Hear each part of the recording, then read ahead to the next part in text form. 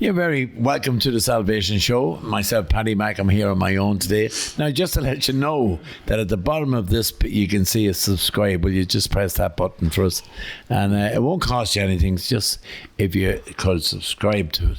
Now, as people are well aware, we do a bit of fun on the Salvation Show, and we've special guests. Now, we had John Murphy last week, and we had great fun with John.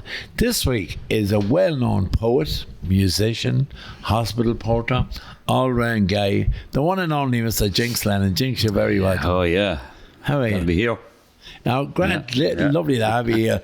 Now, it's coming up tonight. You have a big night on the Spirit Store. Yeah. And you're gigging there tonight. But we want to know, Jinx, when it all started with you. I know you played with a band called the Novena Babes, well-known band around the town. When did this all start for you? The music end of it. Yeah. My father tried to learn to teach me guitar when I was about 13. And I guess he wasn't no basis for me at all. Because I wasn't really into it. I couldn't really, I was into different things at the time. I was more into films, and I was doing a bit of writing, but I was just writing stories, and I had just a big ledger of stories, and I'd stay with myself. I wasn't one for football. And football was the football. It was all football. Yeah. Dundalk's football is the town, So I was always looking a bit odd at the ball.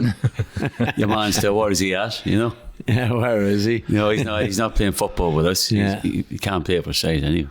Yeah. So that's it. So that was it. So my father tried to teach me, and he knew it was a lost cause. And then when I got into music, the badminton racket had come out. Of course. To dire straight solos on the bed. Yeah. Jumping up and down. Or the hairbrush in the Queen, mirror. the middle of Queen. In 1979, that particular year was the year of the guitar solo. Yeah. All the singles had great guitar solos. Don't Stop Me Now. Yeah. Oh, that's fantastic. So jump on the bed with the badminton racket. So I thought maybe I'd give a hand to playing the guitar at some stage. And eventually I went to lessons in the regional. And there was a fella called Dick Shaw. Yeah. He was teaching the guitar. So there was a few of us in the class. There was another fella called Cyril O'Brien who was in the class with us. And Cyril also played in the academic. So it's like that. It was sort of like there was a friendly competition to see play the songs, even though the songs were crap songs like Spansel Hill. The ones, the learning songs. The one learning songs. So, Yeah. you can do that after. Bob Dylan, 3 chords. Van Morrison, Lou Reed, 3 chords. It's great. Opened it all up, like. And was your dad a musician? But Dad he played guitar, yeah. And his dad actually played with a man called Fergus. From the high who were supposed to be exponents of the Hawaiian guitar. Yeah. I remember seeing so photographs. I know my granddad, he died when my dad was 12. He was a big fan of the Hawaiian guitar, but they call it nowadays. They call it the steel guitar. Yeah. But and you brought it on. But you were saying you were writing an awful lot. You had a ledger of an awful lot of writing. Yeah. So how did you incorporate that with your music? I think it was just sort of primed me for it. All the writing. One particular, I have a song called about the bomb going off in Grove Street. And actually the night that happened, I was actually going around to Henry's shop, round from Pierce Park, and buying a notebook to write songs in when the bomb went off. So I was holding the notebook going around the corner. 74, wasn't it? It was 75. 75, yeah. The devastation in Dundalk, as to say. And there's a lot of songs. People know most of your songs as their poetry, like Get the Guards, and a few more. How would you go about it? Do you just do it on the moment, or do you sit down? Usually it takes a while. It takes a while. There might be five or six ideas going around, and the one idea that gets the gold is the one that's sort of the time. It might just fit in, just like the keys, and that'll be the best song. Usually the best songs come out of maybe 5 or 6 songs that I'm working on, and suddenly they'll all be sort of cannibalized into the last main song. That could take anything from. Could be, I do write songs on the spot, but some of the songs take about 10 years to. Will it? Oh, the way, yeah. I have one called Iron Bars, and that talk about a good 4 or 5 years to. I thought that when you wrote it was there, was that? No, I always thought with the chorus, the name of the song. Yeah. And the chorus is the most important. Once you get the chorus, and then you can build around sort of build around it, you know. And going back to you learning the guitar and your dad learning the guitar and you didn't want it, so you wanted to do a bit of badminton.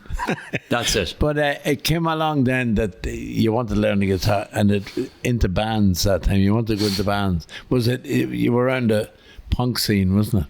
There was, it was sort of a punk scene. The lads were more into sort of new wave, I call it that, because that was punk was gone at that time.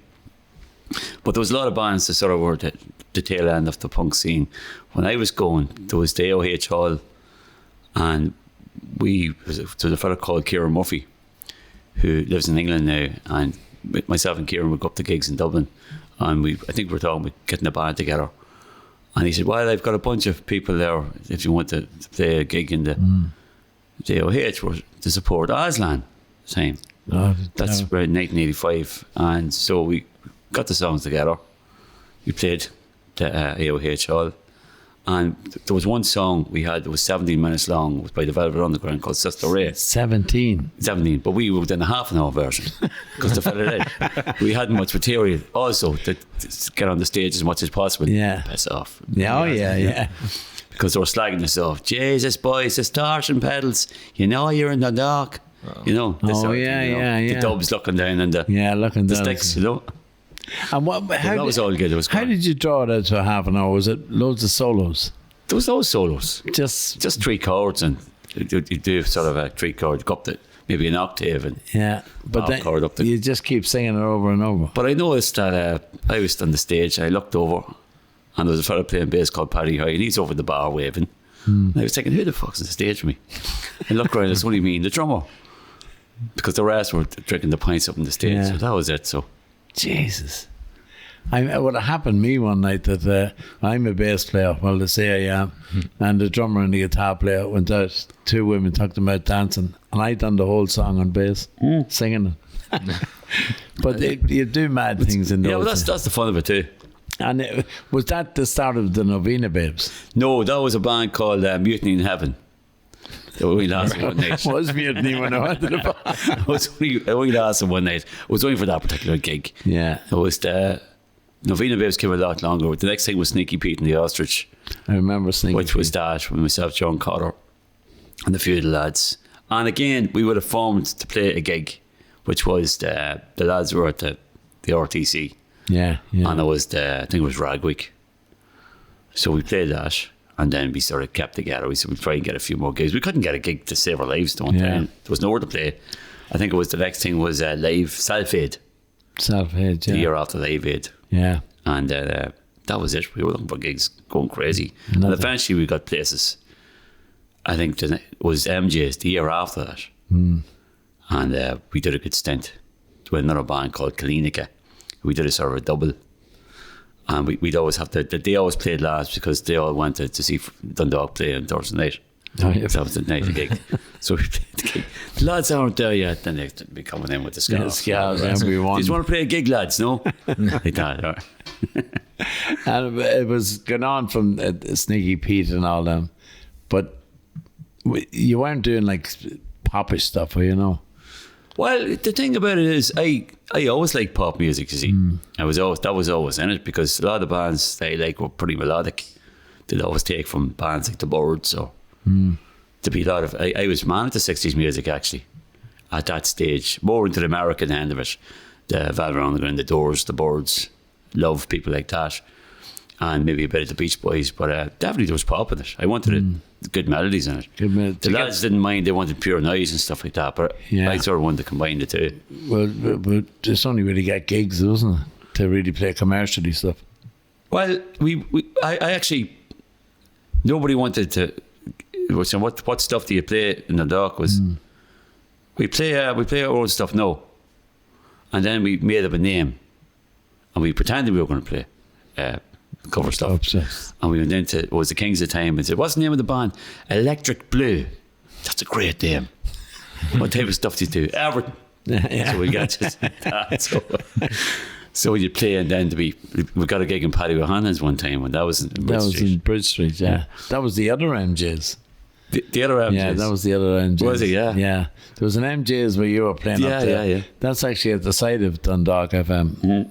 And then there was MJs in Bridge Street, and then Paddy O'Hanlon took it over. Yeah. He's in Liverpool now, I think. He is, yeah. I think he got married there a few weeks ago. Really? Yeah. Yeah.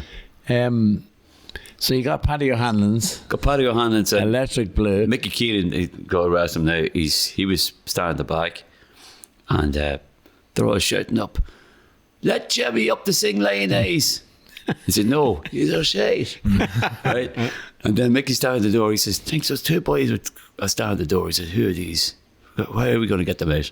And he said, "I was afraid for you, you know." Yeah. So we were looking. I remember trying to get the money off Paddy at the end of the night. Now, and Paddy says, "Listen, lads, I'm going to get loads of gigs for you." He's right. Yeah. Can we have our money? Oh, we forget about them gigs, lads. Yep. That's it. But if you had said, "That's great, we'll do that one for you for nothing." Yeah. But it was the way it was. But you'd always get that, you know, there's a great photograph up of Jimi Hendrix playing, and there's a person standing at the stage looking at him, but there's a caption coming out and asking him to sing Wagon Wheel. You know, it's that sort of thing. You always had someone. In those days, there was always singers. But you progressed then on to what? We sort of walked away around it, yeah. You didn't call Jimmy for Lioness, no? No, Jimmy. I don't think there was a Jimmy. Probably. You see, people were so used to commercially stuff, you know, and then you would have to call a singer. And it's a coincidence when you try to do your commercial stuff for the era you're in, the singer will come up and sing about 40 years before it. You know, that's the way they walked in those days. But I went on. I thought it was good power. It was great experience. For, a prime job sort of to take the rough with the spoon. Yeah. You get great experience from it. But MJ's was a great spot, though. We sort of got loads of gigs in classic. there. There was upstairs as well, wasn't it? Upstairs, that's where we played upstairs, the one, yeah. They used to call it the Baked Alaska, with all the stuff coming from the sea. I loved that. It was sort of weird. They're trying to do a sort of a almost sci-fi thing. There was a place at the back, the same, do you remember? The River Room. Yeah. That was a good spot. Yeah. There was the same, it was all that very heavy plaster. Sticking out of the wall, and the Cellars had it. Did you play in the Cellars? I played in the Cellars, yeah. That was a good spot for gigs. It was, yeah. We played a couple of gigs down there. I went to more gigs they played though in it. Oh yeah, so there was great bands. Yeah, but who would be your influence? You mentioned all the ones from the 60s, but your real influence of music, who would you? The people like Lou Reed were very big when they started off, just for songwriting and just writing about. He was writing about New York. So that would have been a thing to write about Dundalk and put stories there, because I was playing a lot of stuff at the start. I wouldn't be, the lyrics would be sort of, you wouldn't be putting yourself in it. But it'd be learning to put yourself in it. You have to put yourself in it. You have to sort of take the chance that, if you're going to be honest and sing an honest singer, you have to put yourself in it. And like Tom T. Hall says, a man's not writing unless he's writing about what he sees around him. Yeah. So that's sort of so I always took that thing with it. But most of your songs nowadays are about like the border and the town, and I like that. A lot of I was playing with the Mary Wallopers on a night in Newcastle, and both of us we're all singing about Dundalk. So we're getting. They probably never heard so many songs about Dundalk in their lives. It was good fun out of them. There was one original song about Dundalk from the 60s up to You Came Along, and it was Des Wilson, Dear Dundalk. Right. It was I heard that one, an old time waltz. Yeah. And then there was, as in people had known it louder in the final on Sunday.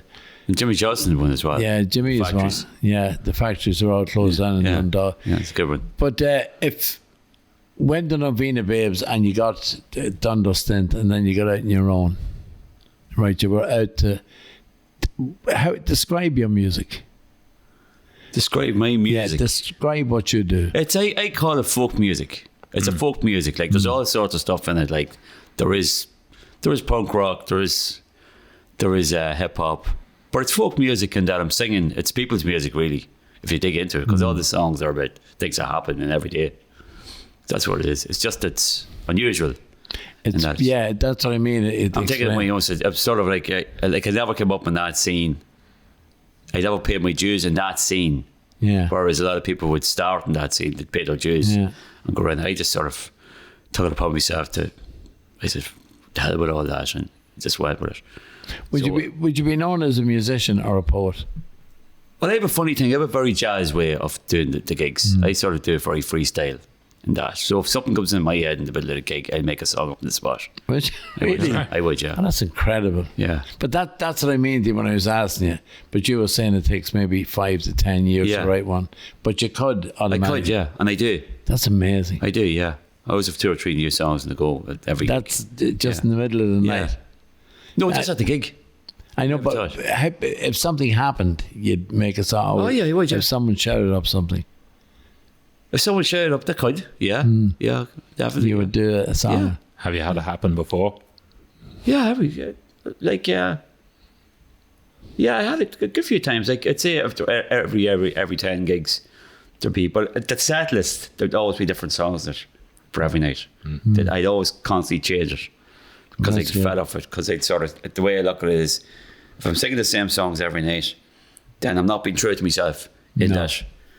You know, I'm just going as if the night before was going to be the same as the night. I wanted to sort of mix it up and sort of kick it in the hours. Yeah. To say, to try and get the energy going, because the whole thing is about energy in the show. Yeah. To make sure you're sort of feeling what you're doing is the right thing. Yeah. That it's coming out of here, you know. Yeah. So your set list for what we say for Friday night. Yeah. And then you do Saturday night is completely different. And what if you're on Saturday night and someone shouted up one of your songs? I would do it. Would you do it? Yeah. I would do it unless I wasn't rehearsing for a while, and then I wouldn't chance it. Or else I'd say to them, if you know the lyrics, you come up and sing it, and I'd play along with you. That's what's known as a people's passion. That's good. You know, there's a lot of musicians who stand on stage and just play it to themselves. But I know I haven't been at one of your shows yet, but I will. But it's you have to get yourself involved with the crowd.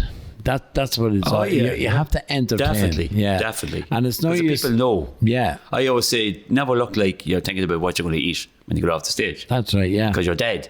Yeah. You know? You know what I mean? Just have to be there in the moment. But I remember going back, oh Jesus, it could be about 15, would it be? I actually told you about this. You come up with an album and Colin Barrels was on it, and there was more reggae stuff. That's one of my favourite albums. Unbelievable album. And the Dundalk Brass Band's on it as well. Yeah. And did you just come up with the inspiration? I'm going to do an album of old songs with a full band and a brass band. I had a load of songs because I remember when the 9/11 started. Yeah. I thought we were all going to be cooked. So a few weeks. So I've suddenly got an inspiration. Like hell. It doesn't matter anymore. You just write as many songs as you want. You don't have to get annoyed about things anymore because every day it could be the last. You know? So I came up with a load of songs, and then I did a live album the year before, live at the Spur Store. Just recorded it down there. So I was doing another album, and I thought I'd do it live, but then I just couldn't get the same thing as the last time. So I took the songs, and I got a few people involved. Colin was there. Yeah. And Peter Tumulty, actually, who played with Stuart New. Yeah. He was involved. A lot of local lads. Niall Hoare, he's gone as well. He played bass. A few other drummers. Just lads, local lads in different bands. Yeah. James Mackin, he was another drummer. Another drummer, yeah. It was a real, some of the songs are great reggae. You know, a great feel to them. Yeah. And then there's 2 girls involved, Jessica Coyle. That's right, yeah. Yeah. Brilliant album. I'll tell you what we do. What about giving an example of one of your tracks? Yeah, okay. We just happen to have a guitar now. Just happen to have a guitar now. Do you know, I was coming over the bike and I lost my bloody lap. No, I have them here. Oh, yeah. I'm going to try a new one here. I might make a balls of it.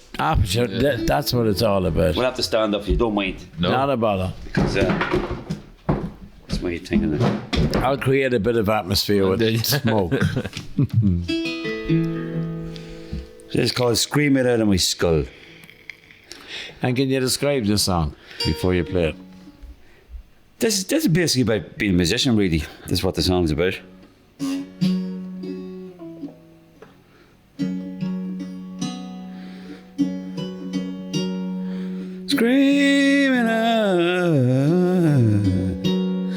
Screaming out of your skull, screaming out of your brain, roaring out of your marrow, strum it out of your vein.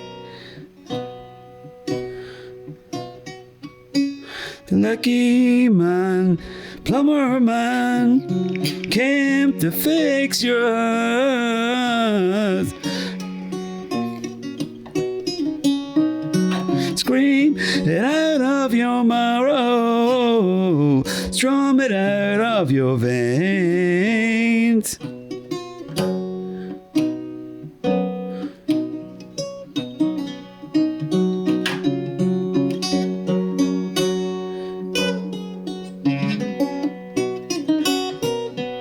Can I play another one, actually? Yeah. That was like, do you know that was the influence around Indian music? There's a bit of Indian music. Yeah, it's like a sitar there. It's lovely playing there. Yeah, it's this is called We Don't See Anything. There's actually a border song about someone they work with. Yeah. He was telling me about his philosophy of life. So,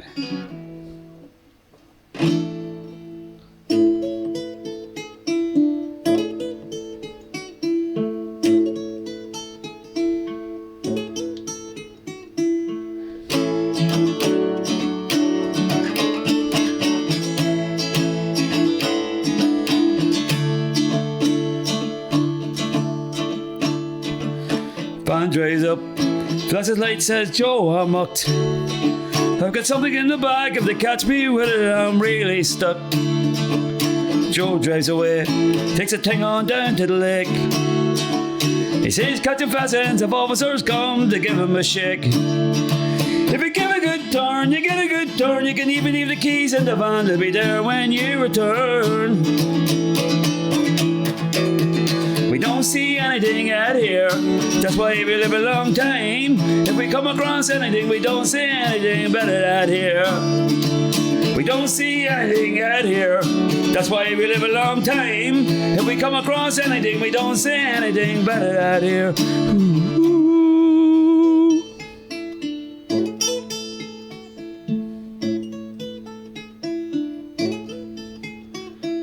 Man and a dog, out hunting on the edge of the bog.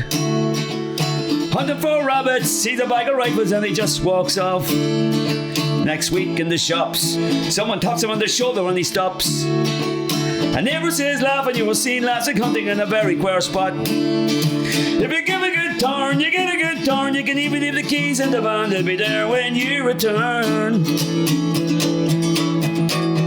We don't see anything out here, that's why we live a long time. If we come across anything, we don't see anything better out here. We don't see anything out here, that's why we live a long time. If we come across anything, we don't see anything better out here. Ooh.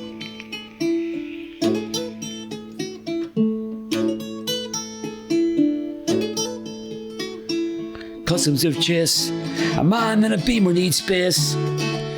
Sees a pack of drovers, says boys are coming, I ain't needing a skip. The drovers say go, drive the cattle all over the road.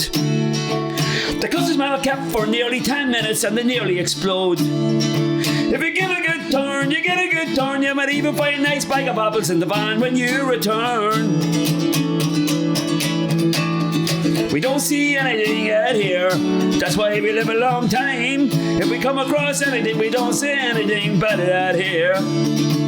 We don't see anything out here, that's why we live a long time. If we come across anything, we don't see anything better out here. If you give a good turn, you get a good turn, but we don't see anything. If you give a good turn, you get a good turn, but we don't see anything. La la la la la la la la la.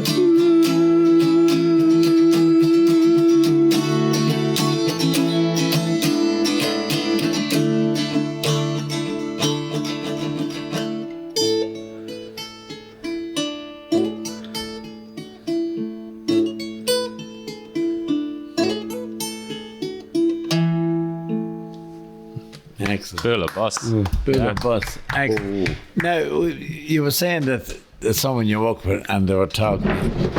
When that person's talking to you, are you creating that song in your head? Or do you just go home and... No, I just listen. I'm listening, and as they're talking, I'm going, this is great information. And I'm thinking, but then they'd say, we don't see anything else here. Yeah. Bang. That's it. That's the key word, or the key line. I met a girl that works as well, and on this new album, I have a song, and they were telling me they were working in the chemist. And they were saying, yeah, but what's the most popular thing in the chemist? He says, pregnancy test kits, right? That's another flashback. And I told her, that's a song. Don't put me in it, she says. Yeah. What? No names match. But it's amazing when someone mentions that word. But it was just like, bingo. It's the magic word or the magic line. And you get straight. Pregnancy test kits. Class. Yeah. And you wrote one about that, didn't you? Yeah, I remember hearing about it. So that's what it is. You listen intensely, and then the key word. It's just a key word. And it's the way somebody says something as well. Like I heard a couple of lads talking about when the first housing boom. And I went, jeez, there's houses everywhere, boy. And it was the way they said it. Yeah. Houses everywhere. Really? And that's the chorus. That's it. But it was the way they said it. It was almost like exasperation. Yeah. Like, what do you do? There's houses everywhere. Like when you It's the opposite now. There's houses nowhere. No. No, but the time was that's the B-side. Yeah, that's the follow-up. But when you mentioned in that song there, as you're talking to the guy, when you mentioned, there's some great sayings in your songs when you get back, the keys will still be in your van. Yeah. You know, so you must have been a real in-depth chat over different things. Like you see all the sayings around the town for all the things like, I'm away. But I always try and incorporate something like, you know yourself is one that knows my head. So I made a song about that, you know yourself. And it's what do you know? Yeah. You know yourself. I don't know. You tell me what you're on about. Like, I don't know. You know, but I don't. You know yourself. Tell me what it is. Yeah. But there's one that I think is very funny. The one you mentioned, I'm away. Yeah. And it's beside a funeral home. Dixon's. Yeah. Oh, yeah. That's right. And what do you think of all the signs around the town and all the... It was a nightmare at first, but I sort of like it now. Because it is sort of when you come back from somewhere, when you do see it, right, you're back in the dark now. Yeah. It's incredible. So because I think Everton with the murals and everything, they're fantastic. Oh, unbelievable. It really gives the town a sort of a distinction. Yeah. Compared to that, you know? It is. There's some lovely, like you've one in Seneca's St. Bridget, where she would have looked beautiful then and today. You know, I think that's very, very well done. The one that really catches everyone's eye is on Francis Street. The horse, is it King Bruce? Yeah. You know, it's the 3D. It's very psychedelic, isn't it? Very, very psychedelic, but unbelievable. And there's the one at the Crown Plaza. Oh, that's fantastic. That is unbelievable. Yeah. Just unbelievable. It's very striking coming in. Did you think about writing songs about that? No, particularly, no. I'd have to have a situation going on that would pertain to something happening to somebody or something else, like a story. Or something happened near a mural or a sign. Yeah. So you incorporate. So really about 2 or 3 things going on in the song at the same time. They're the best ones. Now but you have to put yourself in the table. Yeah. Somewhere. So if something happened to someone beside a mural or something, you would take that person out and put you in? No, I'd have the person in it. But I'd sort of see it from their point of view. If you know what I mean, being there, I'd see what's happening. Yeah. Because if you look down the subject, you see you won't. The song's no good because you're sort of standing back. That was something I was doing for years. We're standing on the pedestal, sort of looking down at the characters. You have to be in the characters and see what they're going, because you become part of the song. You become part of it yourself. That's the only way to do it. Get into it. And tell me what you're in the Spirit Store tonight. What does your show consist of? Or how long do you do? Well, I do a thing called the Border Schizo Cosmic Folk Sound. Now, I have a sort of between every song, I have a conversation with 2 lads. It's like 2 parts of myself. And one of them is saying, one's trying to drag the other down. Don't get up in yourself too much, you know what I mean? Like, what's this Border Schizo? So what are you on about? Tell us more. And I'm trying to put the songs. So between the songs, it sort of builds a narrative between the songs and that though. And sometimes because it's just me sort of, when I record doing the practice for the music, when I'm rehearsing, I sort of do a bit of a rant about different things going on in my head. Yeah. and I'll take that and put it in the song. Just because to me, it sort of brings me into my own space. Like I'm actually, even though I'm in the concert and the gig, having that sort of stuff, those elements, sort of, they make the ground you. The ground you, yeah. Bring you into the show instead of trying to be something you're not, because you're sort of putting yourself bare in front of the people you're singing to. Yeah, you know. but you're always yourself anyway. I'm always yourself. Yeah, you're always. You never try to be anyone else. That's what I like about your shows. And it's great when the show takes off. It doesn't always happen, but it does a lot of the time. And how long would you do a show for? Until I pull off the stage, usually. Usually that happens because I just get into it. Yeah. And I'm into the concert. It's like been in a different dimension. Yeah. So I'm just there, and it's like somebody say, "Many songs. What time is it? 11? No, it's 12:30. What?" Yeah. You know, you wouldn't realise it. Just wouldn't realise. No. Jesus, it's incredible. Yeah. And it worse than Bruce Springsteen. He does about 3.5 hours, I think. Yeah, he does 3.5 hours. Yeah. He doesn't have a set list. And, yeah, but he's the same. He goes into himself on the stage. But he was saying he doesn't have a set list. No, just out. So why does he do it? Like, he must have a bit of a... He must have some sort of a great memory, like...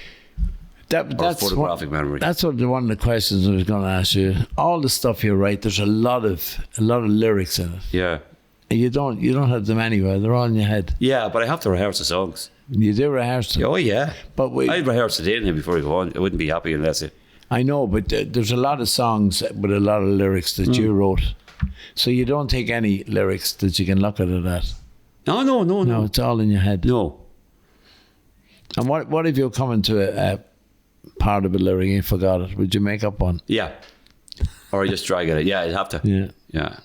Because some days you'd be tired and you'd be sort of like, you find yourself, the head's kind of off a bit. Or something. Or the energy's just not on the gig or whatever. Yeah. Do that. So it does happen. And how long was your rehearsal before you go on? If I was late, I'd be there the whole fucking day. Really? I would be, yeah. But now you're a married man with children. Yeah. So that time's more precious, you see. Yeah. So you do sort of appreciate the time. Yeah. So a couple of hours. And you married another musician. That's right, Sophie Kyle. Sophie Kyle. Pilot on a new album they're coming. It's going to be fantastic. Looking forward to hearing it. A very talented young lady. I remember a story. I did Sophie on the radio, and then she wrote a song about the Burning Gosh. Yeah, I think it's called, and I asked her a question. Burning Gosh. Yeah, Gors. Yeah. But I asked her a question about why did she come to Dundalk? It's because you have mountains. Why? She says, yeah, she loved the mountains. Yeah. She loves the heather and all that. Yeah. But she would do the same. She would write what she sees. She does, yeah. She writes what she sees. And we should be part of your show now tonight. She won't be part of the show tonight. She's just coming down to see the show. She's very happy to look on it. Just to look on the whole lot. Yeah. And then, what is it called? Criticise later. No, she'd be very much. Sophie never really criticised the stuff now. Yeah, and she'd be very on my side now. Oh, I'd be the same with her. If not, it'd be a song with her about in the morning. I'd be the same with her, you know. And your children, many have you now? 3. 3 kids. Yeah. All boys, girls. No, I've Rose is 7, Oisin's nearly 5, and Jeremy's he'll be 2 in September. Great. And you're enjoying married life? Enjoying married life, yeah. Have you written songs about it? I suppose I have. Yeah, I have. I have, yeah. No, the marriage comes up in the day. I would mention that the marriage and the kids that come in.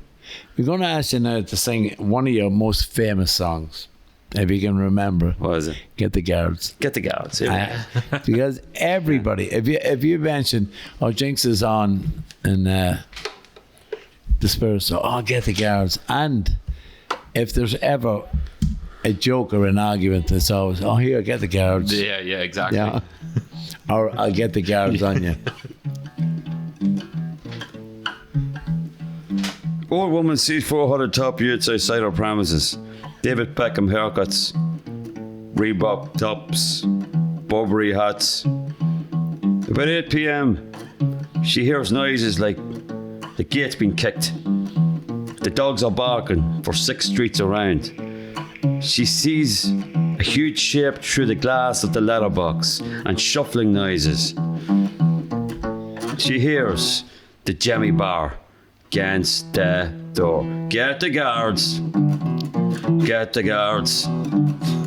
Get the guards. Get the guards. Get the guards. Get. Call now. 83815. You had to learn golf to be part of the Septic Tiger. On the local version of Mount Chiliad, 2 Septic Tiger tanks are about to tee off. One is a Porrick Harrington haircut. He passes a pink envelope to the next man. He says, I hope you find everything there to your liking. Me personally, I found the pictures of the 3-year-old boys quite fetching. By the way, how's the wife? Is she well? Get the guards. Get the guards. Get the guards. Get the guards. Get the guards. Get. Call now. 83815. Yeah. Get the guards. It's the Lewis. The Lewis. 10:30 at night. A Pakistani couple get on. Then later on, some melody head from Scaries with a can. He's screaming his head off at them. All sorts of abuse. Nobody looks up. Everyone looks away at the spot in the ceiling. They get off. He gets off. Yeah, and their heads are reeling. Get the guards. Get the guards. Get the guards. Get the guards. Get the guards.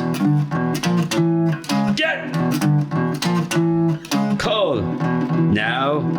83815. Call now. 83815. Call now. 83815. 838. 15. 838. 15. 838. 15. 838. 838.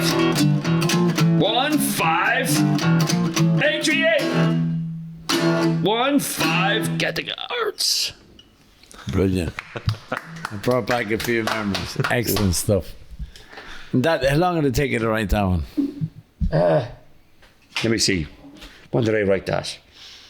It's a good few years back. It's a good few years, yeah. I wrote that, I'd say about 25 years ago. 25. And I was playing, yeah, and we played it for Novena Babes.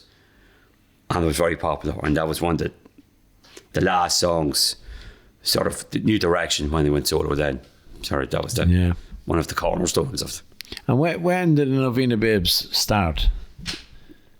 Well, we had a band called the Silver Seeds. And the name was taken from Neil Young's song. So I don't know, there was a lot of politics going on in the band. Those members sort of been ousted, I suppose, at that time, and then there was new members getting in, and we wanted to do a sort of 3-piece at the time, and I thought Novena Babes was a good sort of name. Like it's sort of like we were all made to go to Novenas for our sins when we were younger. Yeah. So it really, for me, it's sort of, you know, I pulled in a lot of stuff. Yeah. Growing up locally and local Catholic, and so that's how the name came. So we were sort of really going for it at that time, and then things sort of got topsy-turvy. We were changing the style of the music and stuff, so we kept it going, and there was better, and we were trying to get really psychedelic at the end of it, and just do 1-chord songs. And I just remember Hovey was called Raspy. He was saying, Jinx, the young fellas at the front there, and they're saying, "Yeah, man, shite, you can only play one note." I said, "No, we're trying to get the experience and get the drone going." So it was doing his head in. So the lads just weren't into it. The lads sort of smoking the fire. We go just ding ding. But it was good crack at the time. But it was just we were playing in Adelphi. It was the Rock the Planet. Was the name of the time, and I was playing with the band, and I just was looking at the front. And everyone was fucking shifting each other and stuff. And I was thinking, they're not listening to music. Not listening. So I just, I gave it up for a couple of years then before I just started doing the Jinx Lennon thing. But when But you're the saying, music pulled me back then into it. Yeah. I have a go, I know what to do now. but when you're saying now, like they're shifting and all this, it's very hard for a musician to be looking down. Like I even was not looking down at this. I said, this fucker, he's trying to take advantage of this one here. Yeah. She's out of my head, and there he is. It's like a big wolf coming in there. Yeah. It's so like, But now it's now I'm still gigging myself. When you look down the audience, you just see lit up faces, mobile phones. Do you ask for mobile phones to be put away? no, but when I sort of see them coming out, it's sort of almost like people feel they have to do it. It's just an automatic thing that the hands come out. They mightn't even look at it again. No. Do you know what I mean? It's just the thing that people do, and it's all Instagram and all the rest. So it's just to remind them of the experience. But there's no one sort of been, it's. I don't get too many of the whole thing. There is people sort of filming that. Oh, yeah, it's not to the point where everyone's waving them in the air and that. You know, I think it was actually worse years ago. No, it was. I think it was worse years ago when pretty people bad. had it first where it was like new technology. Yeah. They felt they had to do this in unison. So, But it helps you if people record it and spread it about. that's the other You know, side. it of does. See, That's the other side, of it. And that's something that I would like people to do. Like, It's you know, now I know just join the dots. there's some gigs where you're not allowed to take phones in, yeah, and a lot of people just want, as you say, is to catch that experience that they have. yeah, You know, and as I say, I don't know why people don't allow it, because it publicises exactly. your gig. Yeah, you you're right. know. You're right. And I think it's very good. Yeah. There's a lot of videos of me out there. Some, Yeah. as you said, they probably cleared them off for the next night. So what's the future Well, I have 3 gigs on this week. this week? Yeah, So you tonight and tomorrow in Barry the Hob in Cork, Oh, in West Cork, and then the night after that in Ballyferriter in Kerry, West Kerry, yeah. which is it's actually I'm really looking forward to. It's a good gig. It's a good gig, yeah. Yeah. It's sort of like it's a mad sort of be a local gig in a sort of a pub in the space there, and people, be a lot of local people at it, and it's just sort of taking it as it comes. It's the whole thing is the experience of the go down through the mountains, Yeah. and that. Oh. We always got a good. They're very very receptive people there, Yeah. and Would you have the full band or just yourself? no, it's just myself. Just yourself. I'll be on the guitars. I play bass. I've the bass, the kick drum, and I've got the sampler, and that's it, more or less. And they have the their tape own. recorder with the voices going on between the songs. Yeah, and stuff. they'd have their own rig and all that for you. They'd have a basic rig and there'd be DAs and enough DAs. Would you drive down or? Yeah, I'm driving down. Good man, yes. Yeah. And how are I the love shows? driving.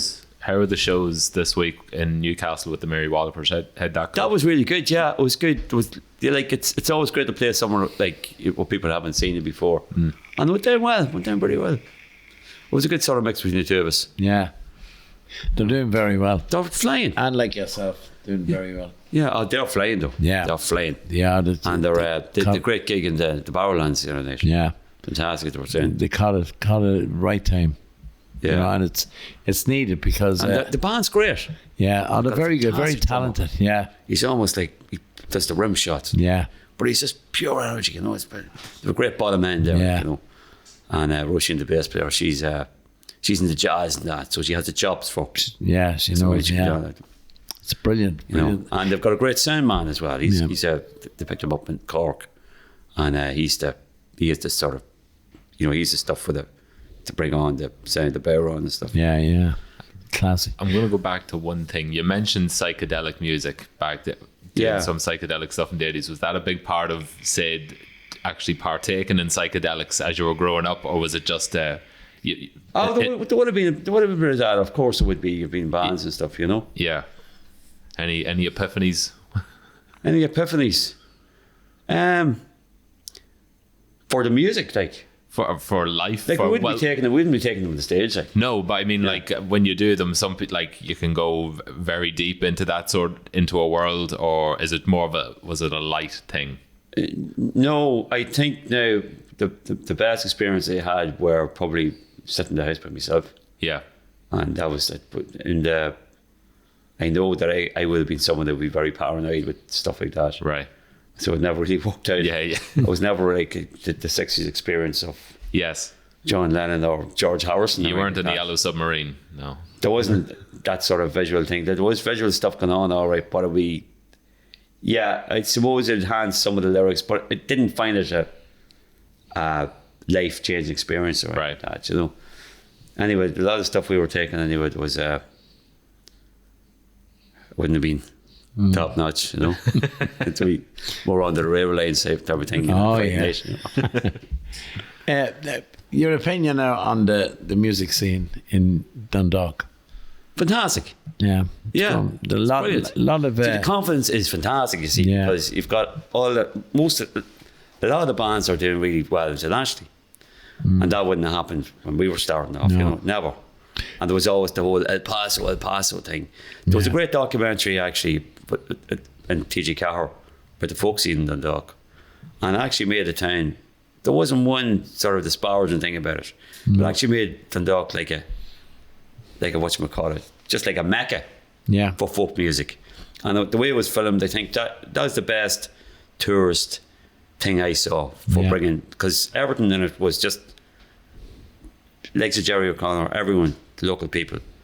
It was just, there was nothing wrong with it. There was nothing, there was nothing bad. It was just pure, and the music was brilliant. Positive. It was a positive look. And they got all the place in Macara and all that. I never saw anything filmed as well as, you know. But there was a lot of places for, like, you had Mark McLaughlin's. Look at all those places, so very important. You know. McManus's and Mark's Bar. Mark's Bar. There was a lot of places for folk music and all that. But I notice now there's a lot of young people coming back with guitar and stomp pedal. Stomp box, Yeah. And you can't beat that, though. It's good.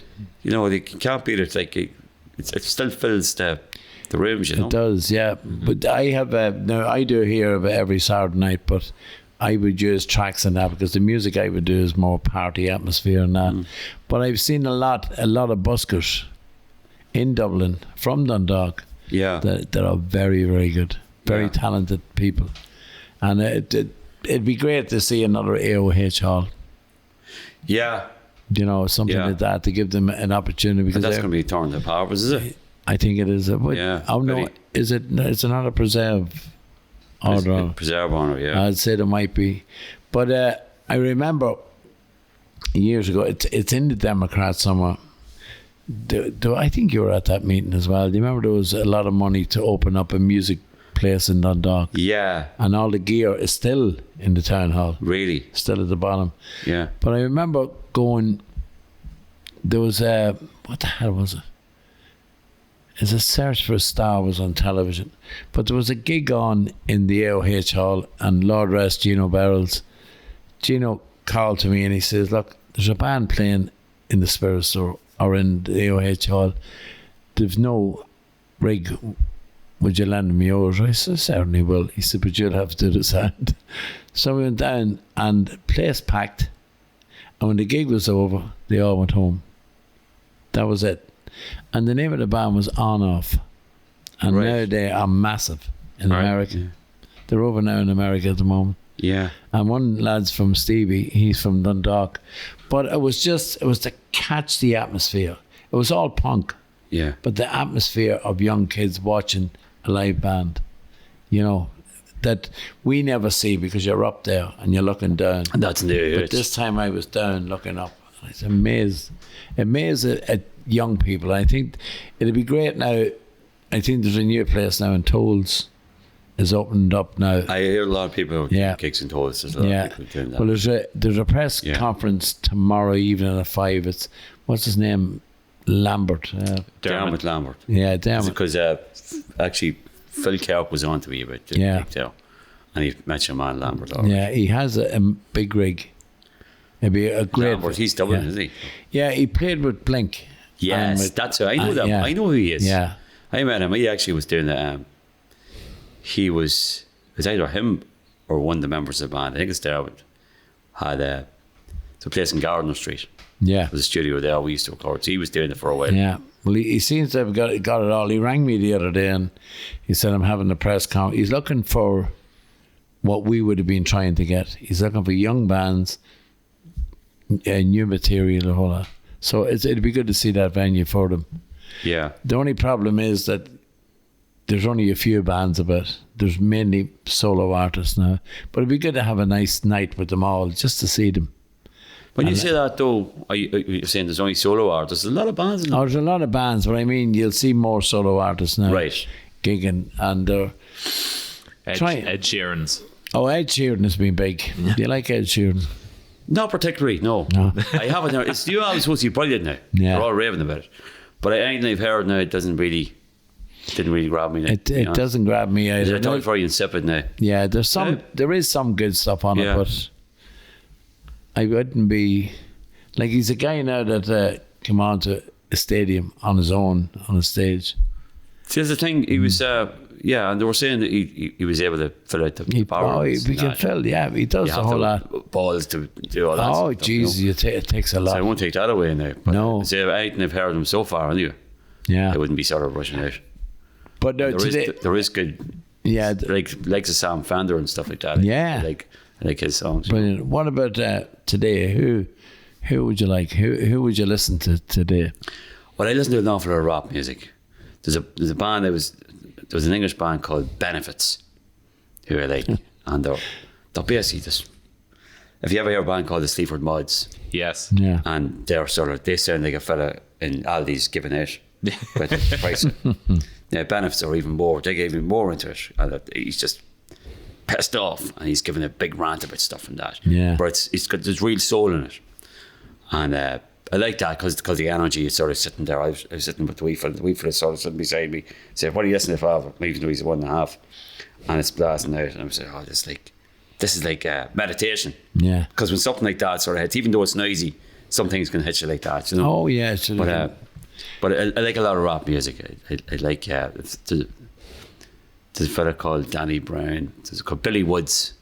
Is a New York rapper. I love Billy Woods. He's fantastic. He's got a lot of different. He's got a lot of talent, and his albums are the sounds are really great. But it would be more when you said that he's really into it. It'd be more something because you like the rap. It'd be more something like yourself. I like rap music, but it has to be right. Yeah, you know, it has to be sort of right. As you say, it's not Aldi giving it to someone. I like that. Yeah, I listen to someone giving out a bit. You know, if someone got on the stage who wasn't a musician and started just went on. Like I met a girl in Tollers last week, and she's up dancing. She was Heather, and I says, I just said, Jinx, I'm a bit on the spectrum, you know. She says, right, that's grand, you know. So I'd love to be doing that stuff up on the stage. I said, why don't you do it? Just do it. Just go up and grab a mic and play something, play a keyboard or drum machine. Or, it's not, you know, it's not science. Like, you just do it. Just you've got the energy. I prefer to see you than 5 or 6 bands. You know. Yeah. That's the thing. I like to see people getting into it just with very little musical talent. Yeah. And just getting it out there. But there is some successful people with no musical talent. Yeah. Have it up here to produce it. I know a girl that rang me one day in the radio, and she's from Galway and she lives in Valencia, and she says, I've sent some songs over and you don't seem to send me a message back that you play them. And I said, well, I haven't got them. So she said, I'll send them over. Yeah. And I was interviewing her, and I says, the piano's lovely. Did you play it yourself? She says, no, I can't play. It's all in my head. Right. She goes into the studio, tells the musicians what it is, right, and then creates it. But she says some days it comes out better, some days it comes out worse. Yeah. So I try to interact with her. She says, but I'm not a musician. I'm just a singer with a lot in my head. So it's good. There is a lot of people out there. And then when some people hear me play, they say, there's another fellow who thinks he's a musician. God loves a try. You have to Well, listen, do you want to give us another one of your songs? Have we any new ones? I have a new one. I'll do something from the new album, actually. Oh, lovely. And when is that being released? This one's out. Oh, is it? Yeah. Well, you never left I'm doing the Dundalk launch tonight, though, but this is the Dundalk end of the, whatchamacallit, the tour. So we're halfway through. Okay. So I'll do an instrumental actually this time. Let me see. This one, this is called 20 Silk Up Blue. It's dedicated to my nana, Rose Lennon. Listen to Vic. Will you let it shop me? Give me 20 Silk Up Blue, keep the change.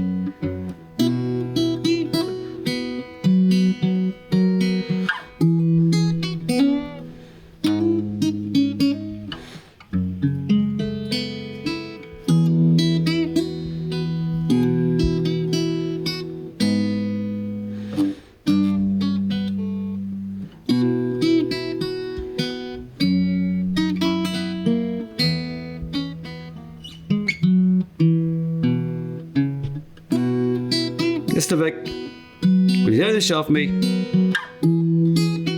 Give me 20 Silk Up Blue, keep the change.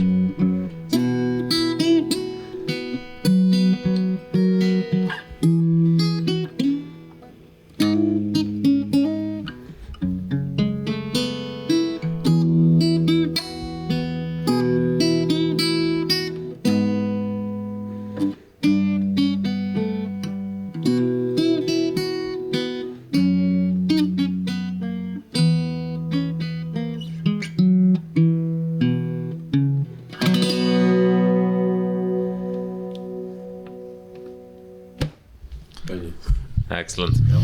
That's another saying. Yeah. You know, give me 20 Silk Up Blue, keeps it changed. Or a lot of, would you go by old sayings around, you know, there were years ago, like when someone says, when you go to shop, and if you fall, don't wait to get up. You know, all those. There's a lot of sayings. Well, told me one that was, he met this woman coming out of the house and she says, Jesus, that day with the you. Yeah, it's the thing. That's good. I have a song called The Day with the Yeah, that's what I mean. If you heard things, there was lots of things like, you know, I'll put that smile the other side of your face. You know, all these and that. But that's, as I say, that's when you were saying there about your nana. You know, that, you know, 20 Silk Up Blues and keeps the change. Yeah. It was damn all change. But of course it was. It was a thing from the time. Like, it was just in my head. Listen, I want to thank you, Jinx, for taking time from your very busy, very busy tour. But we have a little thing for you now. It's a quiz. We just asked you. All right. We'll wrap it up. Yeah, we'll wrap it up. This will be up shortly. But listen, look out for Jinx. You have to go and see his show. He's a very, very talented man, and I'm sure you'll enjoy it. Tonight, Spirit Store tonight. Tomorrow is Levis's Corner House in Ballythehub in Cork, and then and Sunday it's Kane's in Ballyferriter, just a few miles from Dingle. And is that the end of the tour then? No, it's not. No. I'm actually in the Galway Mechanics Institute on the 9th of June in Galway, and then I'm doing it. I'm actually involved with it was supposed to do for African Day for the 25th of May. So I'm doing that. So very good. I'm involved with that. So and where is that on? I think it's Oriel Park. Oh no! Oh yes, that's right. Yeah. So I'll be giving it the full Jinx Lennon. And would you have a few songs written about that? No, I'll just be doing the Jinx Lennon show.